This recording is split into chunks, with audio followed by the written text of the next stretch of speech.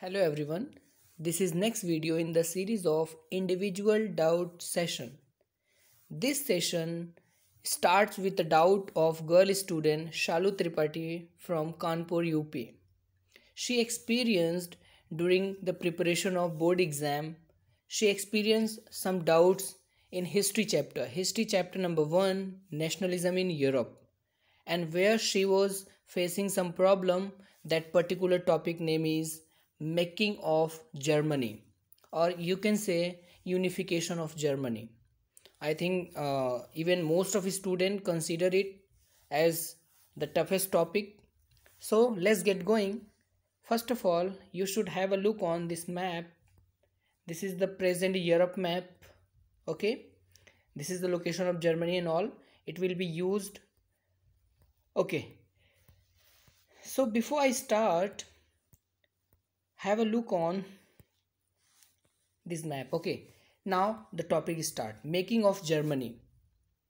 So before I start the topic, you should know कि Germany का जो unification होता है, जो जर्मनी एक कंट्री प्रेजेंट टाइम में जो जर्मनी है, इस जर्मनी के बनने के पीछे क्या कारण है. तो आपको पता है कि जर्मनी को यूनिफाई करने में कुछ ऐसे पर्टिकुलर नेशनलिस्ट नहीं थे जिन्होंने जर्मनी को यूनिफाई किया. वहाँ के liberal people, middle class people नहीं थे जिन्होंने यूनिफाई करने की कोशिश की.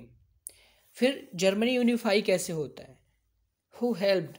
तो actually army be the architect of a nation. यानी कि आपने देखा कि नेशन बिल्डिंग की प्रोसेस चल रही है, देश बनाने का काम चल रहा है. That and this nation state, और यू कैन से कि ऐसा देश, कंट्री हमें फॉर्म करना है जो कि एक कॉमन आइडेंटिटी पे बेस्ड होगा. ठीक है, कॉमन आइडेंटिटी पे बेस्ड होगा. ठीक है भाई. तो इसके लिए बनाएगा कौन, ये कंट्री फॉर्म कौन करेगा? तो आपको पता है बहुत से लिबरल्स थे, मिडिल क्लास लिबरल पीपल थे जिन्होंने कोशिश किया एक कॉमन आइडेंटिटी पे एक देश जर्मनी बनाने का. बट आपको पता है कि वो फेल्योर हो जाता है. तो आइए देखते हैं इसको. सबसे पहले इसके कुछ बैकग्राउंड के बारे में समझते हैं. देखो भाई, आपको पता है 1815 to 30 में कंजर्वेटिव रिजाइम्स रूल करती है. ठीक है भाई. 1830 to 48 में एज ऑफ रेवोल्यूशन चलता है, और यहाँ पे जो मिडिल क्लास था, जो पीजेंट्स थे, ये कोशिश करते हैं अपनी कॉमन आइडेंटिटी पे देश को बनाने का, एक कंट्री फॉर्म करने का, एक नेशन स्टेट बनाने की कोशिश करते हैं. ठीक है. Okay, but what about after 1848? इसके बाद क्या होता है? क्या ये जो मिडिल क्लास था वो सक्सेस होता है? तो लेट्स हैव अ लुक कि movement for the national unification led by Prussia and it's army. तो इसके बाद एक्चुअल में होता क्या है कि एक मूवमेंट स्टार्ट होता है नेशनल यूनिफिकेशन का, एक देश बनाने का.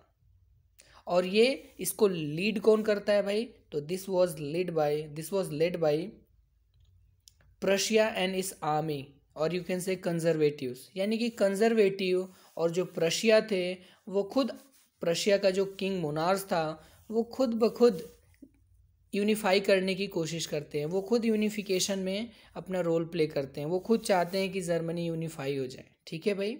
ओके, सो 1848 में आप देख पा रहे हो कि middle class try to form a nation state. 1848 में आपको पता है एज ऑफ रेवोल्यूशन. तो 1848 में हुआ क्या एक्चुअली कि जो मिडिल क्लास था, जो मिडिल क्लास जर्मन्स थे, उन्होंने कोशिश तो किया कि एक नेशन स्टेट फॉर्म हो. नेशन बिल्डिंग की बात उन्होंने करी, और ये नेशन, जो भी देश बनेगा, उसको गवर्न कौन करेगा भाई? Elected parliament. बट आपको पता है कि it was suppressed by the monarch confederation. ठीक है भाई. तो इन सबको, इनकी जो कोशिशें थी नेशन बनाने की, वो सप्रेस कर दिया जाता है. ठीक है भाई. मोनार्च और जो लैंडलॉर्ड्स वगैरह थे, जिसको जंकर्स बोलते हैं. ठीक है. तो फाइनली मिडिल क्लास की जो कोशिश थी वो फेल हो जाती है 1848 में. बट व्हाट हैपेंस, या what happened after that?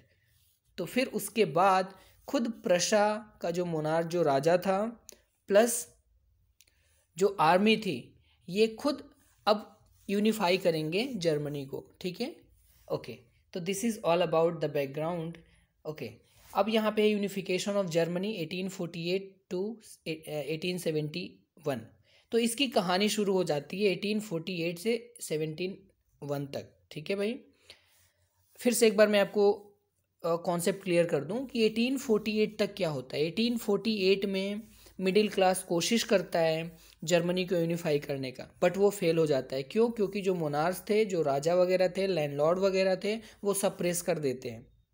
But इसके बाद खुद ये जो मोनार्स था, जो राजा थे, जो लैंडलॉर्ड्स थे, जो कंजर्वेटिव्स थे, वो खुद चाहते हैं कि देश का यूनिफिकेशन होना चाहिए, अपनी जर्मनी का एक यूनिफिकेशन होना चाहिए। यानी कि जर्मनी का यूनिफिकेशन अब खुद ब खुद मोनार्च जो किंग होगा अपने आर्मी के हेल्प से यूनिफाई करेगा। Point is clear? ओके, तो here is unification of Germany, जो कहानी शुरू होती है 1848 से 71 तक। और इसमें भी जो टिपिकल टाइम पीरियड है जर्मनी यूनिफिकेशन का, जो मेन टाइम है वो है 1866 टू 1871। ओके भाई, okay good. Next, so Germany was divided into many states. आपको पता है कि 1780s के बाद या 1815 के बाद आपने देखा था कि जो जर्मनी था वो पहले से बहुत से स्टेट में डिवाइडेड था। ठीक है भाई, नो डाउट। 1848 कह लो, 71 से पहले की बात जो भी है, उससे पहले जर्मनी बहुत से छोटे छोटे स्टेट में डिवाइडेड था। ठीक है भाई, ओके। अब इससे पहले एक और बैकग्राउंड देख लो, 1792 टू 1815 जो कि नेपोलियनिक एरा बोलते हैं, इसने बहुत से स्टेट को यूनिफाई करने की कोशिश की, उन्होंने यूनिफाई भी किया, but 38 to 39 states remained out of them. अभी भी 38 टू 39 स्टेट्स अनयूनिफाइड थे। ठीक है भाई, okay. And biggest and the most powerful state कौन था उसमें? रशिया था। Point is clear? तो अब क्या होगा 1815 के बाद? 1815 के बाद एक जर्मन कन्फेडरेशन बनता है भाई। क्या बनता है? German confederation. कन्फेडरेशन का मतलब होता है टू मेक अ ग्रुप, एक ग्रुप बनाया जाता है जिसको जर्मन कन्फेडरेशन बोलते हैं। एंड इसका पार्ट कौन था? ऑस्ट्रिया का कुछ पार्ट था भाई, जर्मन स्टेट थे, Prussia empire itself it was a part of confederation. और ये सब मिल के एक कन्फेडरेशन, एक ग्रुप गुट बनाते हैं और उसको बोलते हैं जर्मन कॉन्फेडरेशन। ठीक है भाई, 1815 में। और इसका पर्पस क्या था? To coordinate economic policies of constituent members. जो भी इसके मेंबर होंगे वो एक दूसरे को कोऑपरेट करेंगे, कोऑर्डिनेट करेंगे इकोनॉमिक पॉलिसीज़ वगैरह में। बट आपको पता है कि ये भी फेल हो गया था। ठीक है, इसके फेल होने के कारण क्या थे? Each of the constituent state try to assert its independence. क्योंकि जो भी इसके पार्ट थे, कंस्टिट्यूएंट स्टेट थे, ऑस्ट्रिया, प्रशिया, ये खुद भी अपने आप को, अपने इंडिपेंडेंस को एजर्ट करते थे। वो खुद फ्री रहना चाहते थे, इंडिपेंडेंट रहना चाहते थे। दूसरा रीज़न था demand of democracy in a unified Germany. और ये लोग चाहते थे कि डेमोक्रेसी हो यूनिफाइड जर्मनी में, और आपको पता है वहाँ पे राजा हैं, तो ये इनकी बात बन नहीं पाई। Next, third point, rivalry between Austria and Prussia. Austria और प्रशिया में खुद भी एक राइवलरी, एक कॉन्फ्लिक्ट चल रहा था। किस लिए चल रहा था भाई? For dominating the German confederation. कि ऑस्ट्रिया चाह रहा था कि ये जो जर्मन कॉन्फेडरेशन है उसका लीडर, उस पर डोमिनेट मेरा हो, डोमिनेशन मेरा हो, मैं डोमिनेंट रहूं। प्रशिया चाहता था मेरा डोमिनेंस होना चाहिए। ठीक है, और इन तीनों वजहों से ऐसा हुआ कि जो जर्मन कॉन्फेडरेशन था ये फेल्योर हो जाता है। ठीक है भाई, ओके। फिर क्या होगा? 1848 में एक रिवोल्ट होता है, और revolt in every state of German, जितने भी स्टेट थे 39 38, उन सब में एक रिवोल्ट हो जाता है। यानी कि जर्मन कॉन्फेडरेशन में जो भी स्टेट थे उसके आपस में लड़ाई झगड़े शुरू हो जाते हैं। ठीक है, और आपको पता है 1848 में जर्मन रेवोल्यूशन भी होता है। ठीक है भाई, 1848 में। और इसमें हुआ क्या? All political association gathered in a Frankfurt city. और जितने भी पॉलिटिकल एसोसिएशन थे वो फ्रैंकफर्ट सिटी में इकट्ठा होते हैं। और किस लिए भाई? To vote for a constituent assembly, कि वो चाहते हैं कि एक कंस्टिट्यूएंट असेंबली बने और किस लिए? यूनाइटेड जर्मन नेशन के लिए। जो भी एक यूनाइटेड नेशन बनेगा, एक देश बनेगा, उसके लिए एक कंस्टिट्यूएंट असेंबली होगा, और इस कंस्टिट्यूएंट असेंबली का काम क्या होगा भाई? एक संविधान को बनाना, कॉन्स्टिट्यूशन को बनाना, और यही कॉन्स्टिट्यूशन असेंबली पूरे देश को गवर्न करेगा, यूनाइटेड जर्मन को। ठीक है भाई, ओके। और इसका नाम क्या रखा इन्होंने? Frankfurt assembly. Frankfurt assembly that is a parliament, you can say, जैसे वो पार्लियामेंट होता है पूरे यूनाइटेड जर्मनी के लिए, ये पार्लियामेंट का काम करेगा, रूल बनाएगा, रेगुलेशंस बनाएगा, पॉलिसीज बनाएगा। ठीक है, okay. Next, why to draft a democratic constitution for German nation? क्यों भाई, ऐसा क्यों वो चाहते थे कि डेमोक्रेटिक कॉन्स्टिट्यूशन होना जर्मन नेशन के लिए?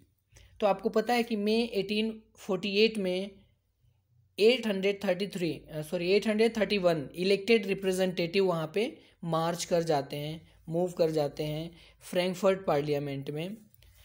और ये फ्रैंकफर्ट पार्लियामेंट कहाँ पे ऑर्गेनाइज होता है? सेंट पॉल एक चर्च होता है वहाँ पे, और वहाँ पे इकट्ठा होने के बाद they prepared a constitution for German nation, और यहाँ पे इकट्ठा होने के बाद ये एक जर्मन के लिए एक कॉन्स्टिट्यूशन बनाते हैं। और इस कॉन्स्टिट्यूशन को हेड कौन करेगा भाई?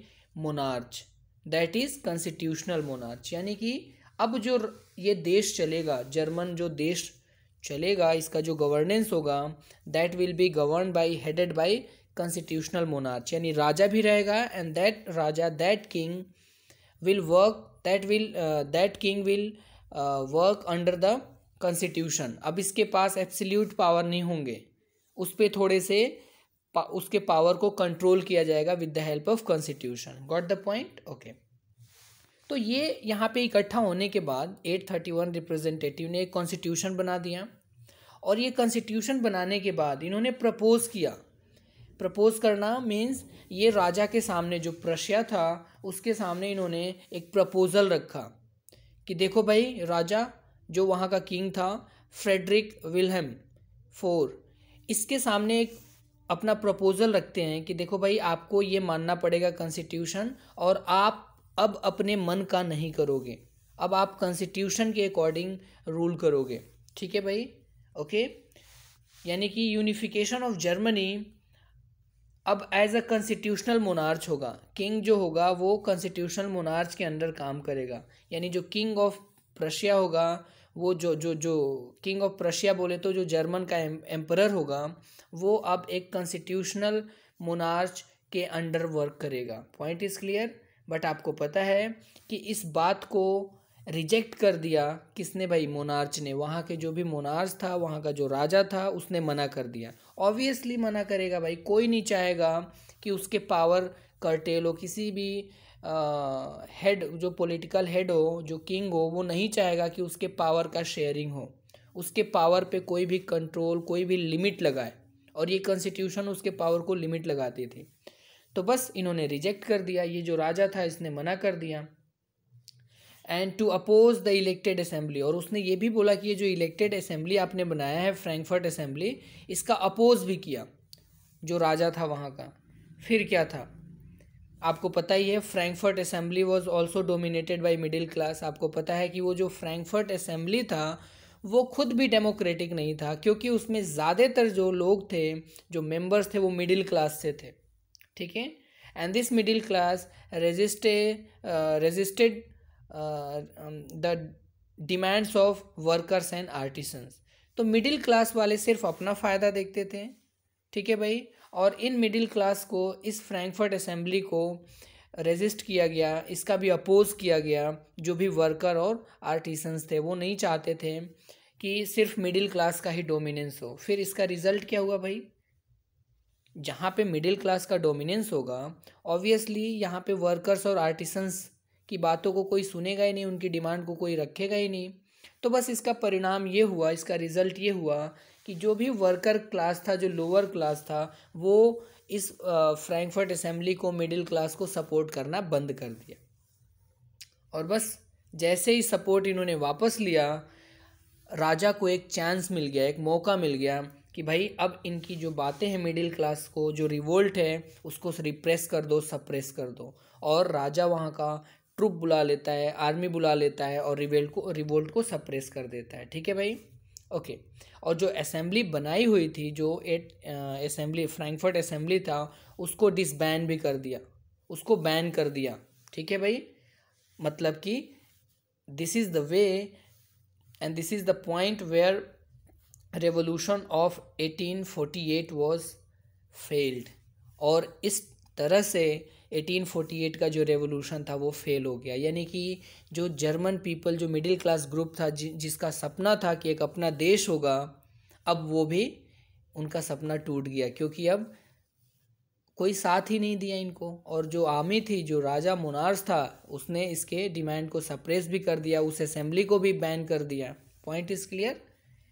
सो फाइनली यू कैन कंक्लूड कि it was failure to unify, it was fail to unify the German. तो ये था phase first, and first phase of unification was ended at the time of 1848। 1848 में जो फेज़ 1 था वो एंड हो जाता है। यानी कि पहली जो कोशिश थी जर्मन को यूनिफाई करने का, वो बेकार चला गया, वो समाप्त हो गया। अब क्या होगा भाई, या अब क्या हुआ, अब फेज़ 2 स्टार्ट हुआ। तो फेज़ 2 में क्या होगा, फेज़ 2 में जर्मनी का यूनिफिकेशन तो होगा भाई, but it was done by not the effort of revolutionary nationalist. अब ये जर्मन यूनिफिकेशन रेवोल्यूशनरी और नेशनलिस्ट, जो मिडिल क्लास के लोग थे, उनके एफर्ट से नहीं होगा, फिर by the rules and by the rulers and by the military. यानी कि अब जो किंग होगा, जो रूलर होगा, जो मोनार्च होगा, वो अपने मिलिट्री के हेल्प से यूनिफाई करेगा। तो this is the second phase of unification, और यही रियल सेंस में यूनिफिकेशन भी है, क्योंकि पहला फेज तो फेल हो जाता है। ओके, नेक्स्ट, सो अंडरस्टैंड, अब ये जो रूलर्स होगा, मिलिट्री होगा, आर्मी होगा, ये अब डिप्लोमेसी यूज़ करेगा, blood and iron policy use करेगा। ब्लड एंड आयरन का मतलब होता है पॉलिसी ऑफ वॉर। अब अपने डिप्लोमेसी से, अपने ब्लड एंड आयरन पॉलिसी से पूरे स्कैटर्ड जर्मन स्टेट्स को ये यूनिफाई करेगा। ठीक है भाई। और आपको पता है कि ये जो काम है यूनिफिकेशन का, जो टास्क है, it was led by Bismarck. ये बिस्मार्क को दे दिया गया वर्क कि भैया अब आप करो इसको कंप्लीट, ये आपकी जिम्मेदारी है। और बिस्मार्क आपको पता ही है कि बिस्मार्क प्रशिया एरिस्टोक्रेसी से बिलोंग करता था। ठीक है भाई, वो प्रशिया एरिस्टोक्रेसी क्रेट था वो, और he was the architect of Germany. आपको पता ही है, इसको फ्रेम करने वाला, आर्किटेक्ट बनाने वाला जर्मन को बिस्मार्क ही था। और he was also military commander of the Prussia. ठीक है, तो ही वॉज द बिस्मार्क। पे अगर शॉर्ट नोट लिखने को आए तो लिख सकते हो आप ये लोग 3 पॉइंट। ओके, नाउ अब देखो क्या होता है, वॉर्स ऑफ जर्मन यूनिफिकेशन। अब जर्मन यूनिफिकेशन की बात हो रही है, तो जर्मन यूनिफिकेशन इतनी आसानी से नहीं हो गया, इसके कुछ लड़ाइयाँ लड़ी गई, कुछ वॉर्स हुए। तो पहला जो वॉर होता है 1864 में, किससे होता है भाई, डेनमार्क से। एक और 1866 में वॉर होता है ऑस्ट्रिया से, और एक और वॉर होता है 1870 में फ्रांस से। यानी कि जर्मन का यूनिफिकेशन, ये जो 3 वॉर्स हो रहे हैं, इसका रिजल्ट है जर्मन का unification. After 3 Wars Germany was unified. ठीक है भाई। ओके, अब एक एक करके इसको हम लोग समझ देते हैं। ठीक है भाई, इसका पूरा कॉन्सेप्ट मैं क्लियर कर दूंगा, आपको कोई भी डाउट नहीं रह जाएगा। ठीक है, ओके। सो फर्स्ट वॉर में क्या होता है, देखो 1864 में डेनमार्क से क्यों लड़ाई होती है भाई, क्यों वॉर हो जाता है तो एक साइड में डेनमार्क रहता है, दूसरे साइड में प्रशिया और ऑस्ट्रिया रहते हैं। ऑस्ट्रिया और प्रशिया मिल के एक जर्मन कॉन्फेडरेशन बनाते हैं और कहते हैं भाई डेनमार्क को हम लोग डेनमार्क की जो लैंड है, जो उसकी ज़मीन है, उस पर हम लोग क्या कर लेंगे, कब्जा कर लेंगे। तो इसका मेन कारण क्या था, इसका मेन कारण था स्लेस्विग और होल्स्टीन। ये एक ऐसा रीजन है, ऐसा ये टेरिटरी है जिसके लिए मेन लड़ाई हुई। ठीक है भाई, अब एक बार ये रीज़न एक बार देख लो आप लोग। ठीक है, फिर आपको क्लियरली समझ में आ जाएगा। ठीक है, ये है क्या, डेनमार्क।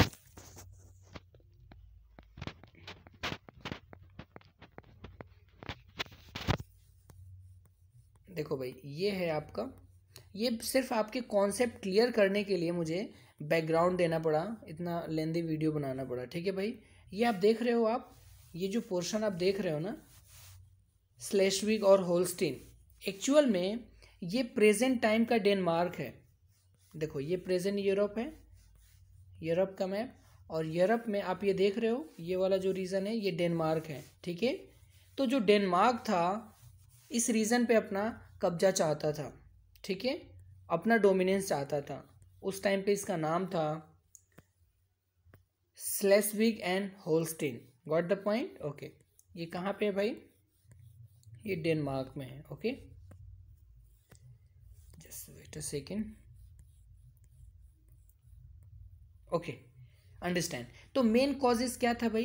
पहला जो वॉर हुआ इसका मेन कॉजेस क्या था? जो वॉर ऑफ यूनिफिकेशन है इसका मेन कारण था ये स्लेस्विग और होल्स्टीन, ठीक है भाई। ओके, हुआ क्या एक्चुअली, अब समझो डिटेल में थोड़ा सा, इसको कहानी की तरह समझ लो।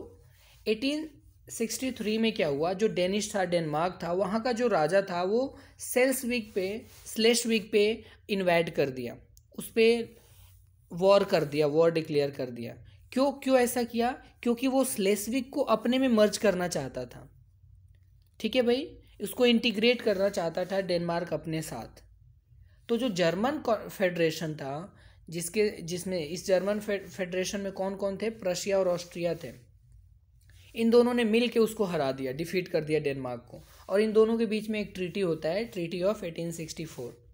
और इसमें हुआ क्या कि जो डेनमार्क था ये अपने जितने भी स्लेस्विग और होल्स्टीन जो प्रोविंस था ये सरेंडर कर दिया। अब देखो, अब जो भी जर्मन कन्फेडरेशन थे, प्रशिया था और ऑस्ट्रिया, जो मिलके लड़ाइयाँ लड़े थे, तो प्रशिया ने बोला कि देख भाई मैं स्लेस्विग ले लेता हूँ और ऑस्ट्रिया तू क्या कर ले, होल्स्टीन ले ले, बस हो गई बात ख़त्म, ठीक है। अब यहाँ तक कहानी ख़त्म। एक और लड़ाई होती है, सेकेंड वॉर ऑफ यूनिफिकेशन। अभी आप देखो पहला स्टेप शुरू हो गया, जर्मन में एक प्रोविंस ऐड हो जाता है, एक टेरिटरी ऐड हो गया, अब यूनिफाई होना स्टार्ट हो गया, ठीक है, स्लेस्विग यूनिफाई हो गया। अब सेकेंड वॉर ऑफ यूनिफिकेशन होता है 1866 में। अब इसमें खुद प्रशिया और ऑस्ट्रिया आपस में लड़ बैठते हैं, एक दूसरे से इनकी बनती नहीं है, लड़ाई हो जाती है। क्यों हो जाती है भाई? और इस वॉर को हम लोग बोलते हैं ऑस्ट्रो प्रशियन वॉर। रीज़न क्या था? देखो भाई, आपको पता है दो सुपर पावर थे उस टाइम पे, बिस्मार्क को अच्छे से पता था कि ऑस्ट्रिया जो है ये मेजर ऑब्स्टिकल है यूनिफिकेशन में। जब तक ऑस्ट्रिया पावरफुल रहेगा वो जर्मनी का यूनिफाई होने नहीं देगा, ठीक है। तो इसने क्या किया, बिस्मार्क ने ये एक अलाई बना लिया, एक अपना ग्रुप बना लिया रशिया के साथ, पोलैंड, रशिया और इटली और फ्रांस, इन तीनों कंट्री को मर्ज करके एक अलाई बना लिया, एक ग्रुप बना लिया। और कहा कि देख भाई हमें करना क्या है। इटली को पता है क्या बोला? इटली को बोला कि देख, मतलब इन दोनों को जब एक ग्रुप में शामिल किया, एक अलाई बनाया, तो ये रशिया ने बोला कि मेरा क्या फ़ायदा होगा, इटली बोला मेरे को क्या फ़ायदा होगा। तो इसने बोला कि देख भाई रशिया, मैं तेरे को पोलैंड वाले मैटर में हेल्प कर दूंगा। इटली को क्या बोला कि देख मैं तुम्हें जब भी ऑस्ट्रिया से वॉर होगा तो मैं तुम्हें सपोर्ट कर दूंगा और तुमको फ़ायदा भी होगा, तुम्हें मैं एक रीज़न वेनेशिया जो है वो मैं आपको दे दूंगा, ठीक है। मैप में देखना वेनेशिया कौन सा रीज़न है। ये बोला मैं इटली को तुम्हें दे दूंगा। फ्रांस ने बोला कि देख फ्रांस, मैं तेरे को बेल्जियम वाले मैटर में हेल्प करूंगा। सब खुश हो गए, कहा चलो बढ़िया है, अच्छी बात है। फिर इसने क्या, मेन कॉजेज़ क्या था भाई इसका रीज़न? इसका कॉजेज़ वही था, फिर से स्लेस्विग एंड होल्स्टीन। ओके, अब इस पे कब्जा करना था, स्लेस्विग और होल्स्टीन पे भी अब कब्जा करना था। इन दोनों में कॉन्फ्लिक्ट था, दोनों चाहते थे कि होल्स्टीन मेरे में आ जाए, स्लेस्विग मेरे में इंटीग्रेट हो जाए। बस इसी कॉज को लेके, टेरिटोरियल डिस्प्यूट को लेके एक वॉर हो जाता है जिसको ऑस्ट्रो पर्शियन वॉर बोलते हैं। और फाइनली इसमें वॉर होता है, प्रशिया जीत जाता है भाई। और इन दोनों के बीच में एक ट्रीटी भी हो जाता है 1866 में। और फाइनली हुआ क्या, इसके बाद सभी जितने भी ये पार्ट थे इसमें नॉर्थ जर्मन कन्फेडरेशन बनता है, ठीक है भाई। तो जितने भी स्टेट थे सबको मिला के एक कन्फेडरेशन बना लिया जाता है। और ये कन्फेडरेशन मतलब छोटे छोटे जो स्टेट थे उनको मर्ज करके एक कन्फेडरेशन बना लिया गया, जिसको बोलते हैं नॉर्थ जर्मन कन्फेडरेशन। एक ग्रुप बना लिया, ठीक है भाई। और इसका हेड कौन होगा? प्रशिया होगा। इस पे कंट्रोल किसका होगा? प्रशिया का होगा। और इसमें टोटल कितने जर्मन स्टेट थे? तो टोटल प्रशिया को इंक्लूड करते हुए 22। आपको मैंने पहले ही बताया था 38 to 39 है स्टेट वहाँ पे, और 22 को 22 को मिला के इसने क्या बना लिया? नॉर्थ जर्मन कन्फेडरेशन बना लिया नदर्न साइड में। ठीक है, ओके। तो देखो ये स्टेप नंबर 2 हो गया। पहले 1-2 को मिलाया, फिर अब 21 को मिला लिया, 21 22 हो गए। इसका हेड कौन हो गया? राजा, जो पर्शिया का राजा था। अब होगा सदर्न जर्मन स्टेट। जो साउथ वाले जर्मनी के स्टेट थे वो ऑस्ट्रिया के सपोर्ट में थे, वो ऑस्ट्रिया को फेवर करते थे, ऑस्ट्रिया प्रो थे, उसके समर्थन में थे।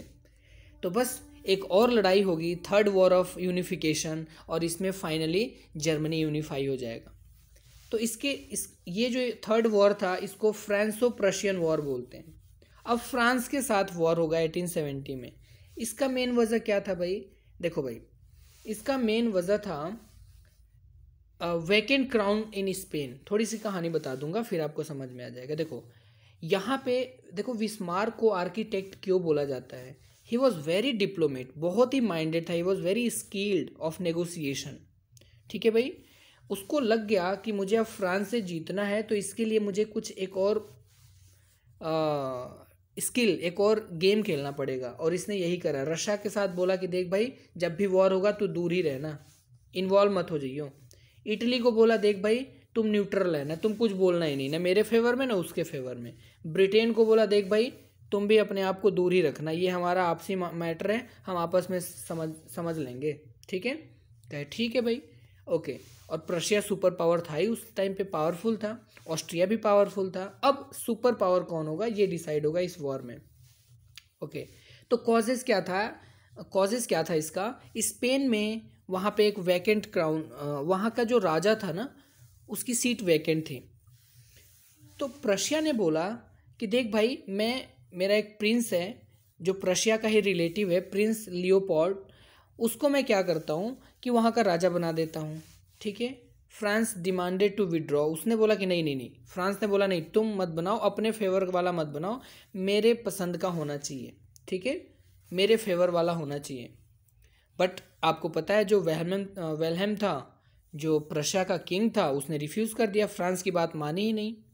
कहा कोई बात नहीं। जैसे उसने बात को नहीं माना, जुलाई 1870 में एक वॉर डिक्लेयर कर दिया वहाँ का राजा जो था फ्रांस का।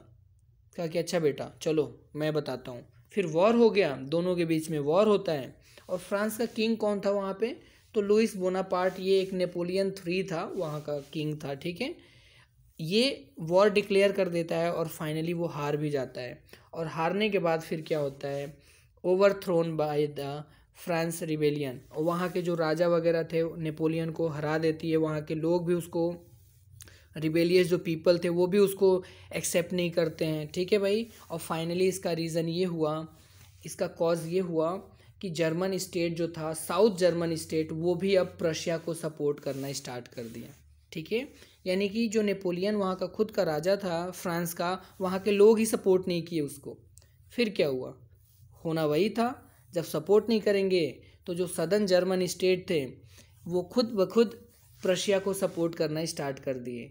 यानी कि जो सदर्न कन्फेडरेशन जर्मन स्टेट थे वो वॉलेंट्रली ज्वाइन हो गए नॉर्थ जर्मन कन्फेडरेशन में। यानी जो जर्मनी 2 पार्ट में डिवाइड था, नॉर्थ एंड साउथ, तो नॉर्थ तो पहले ही प्रशिया के कंट्रोल में था, अब साउथ कन्फेडरेशन जो साउथ स्टेट थे वो भी इसके पार्ट हो गए। And now this is the time when Germany was unified. और ये जर्मनी यूनिफाई होने के बाद इसका नाम रखा गया जर्मन एम्पायर। ठीक है भाई, अब जर्मन एम्पायर हो गया। और 1871 में एक ट्रीटी ऑफ फ्रैंकफर्ट होता है और फ्रांस जर्मनी के बीच में एक बाउंड्री डिवाइड हो जाती है।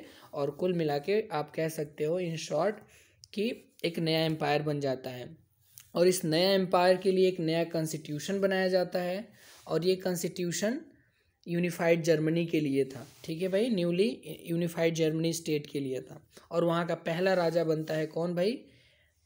विल्हेम फर्स्ट बनता है वहाँ का पहला राजा।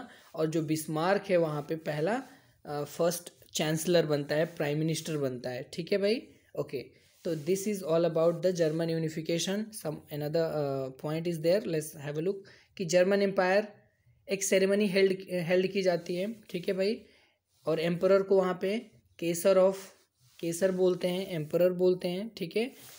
पैलेस ऑफ वर्सलीज में एक सेरेमनी ऑर्गेनाइज होता है और फाइनली वहाँ का जो राजा था उसको एम्परर डिक्लेयर किया जाता है, केसर डिक्लेयर किया जाता है, केसर ऑफ जर्मन एम्पायर, ठीक है भाई। ओके, नेक्स्ट अब जो होगा, ये जो प्रशिया था इसका डोमिनेंस हो जाता है, जितने भी स्टेट थे 39 स्टेट्स थे उन सब पे अब ये जर्मनी का प्रशिया का डोमिनेंस स्टैब्लिश हो जाता है। कैसे हो जाता है भाई? क्योंकि जर्मनी जो स्टेट था इसके ऊपर जो भी लीगल जुडिशियल पॉलिसीज था, सिस्टम था, वो प्रशिया डिसाइड करता था। बैंकिंग सिस्टम कैसा होगा, प्रशिया डिसाइड करता था।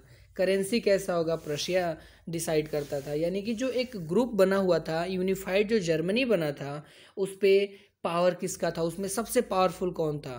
तो उसमें सबसे ज़्यादा पावरफुल था आपका प्रशिया, ठीक है भाई। ओके, तो दिस इज़ द फैक्ट कि बिस्मार्क को क्या बनाया गया। Bismarck was the first chancellor और ये 1871 to 90 तक ये रहते हैं वहाँ पे, ठीक है भाई।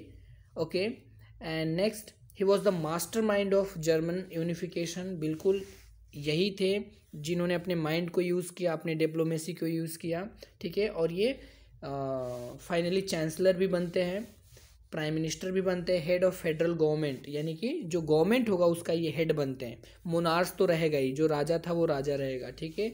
ये commander in chief of armed forces भी होते हैं, चीफ एग्जीक्यूटिव भी होते हैं, ठीक है भाई।